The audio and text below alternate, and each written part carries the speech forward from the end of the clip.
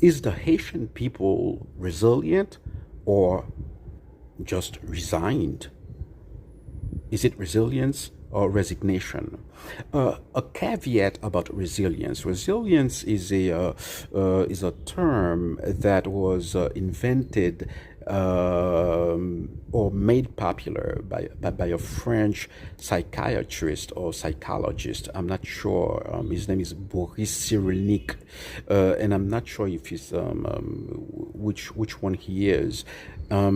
Anyways, he's made the concept of uber popular, resilience, and it was meant to apply to people, people who've gone through hell, and been able to rebuild and their lives. For instance, you can take the example of Viktor Frankl. Frankl went through the Nazi concentration camps, and yet he survived. His wife died. His children died, I think, and but he was able to have a second life, so to speak. To write Men's Search for Meaning, which is one of the best books ever published in the 20th century.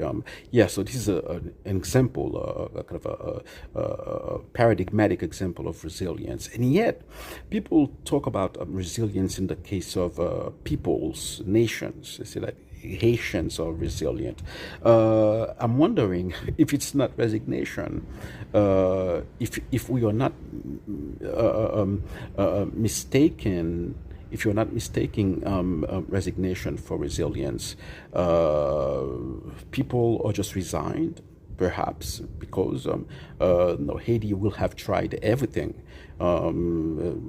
Elections, presidential elections, legislative elections, will have tried everything for 40 years, and the country has never been in such bad shape. It's no progress whatsoever has been made in a year. And yet people want to live. People, they send their kids to school. They try to hustle. They try to live.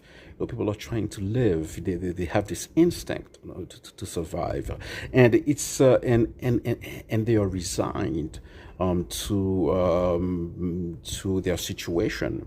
You don't see people taking to the streets and demanding security, demanding basic stuff from the government, and it's resignation.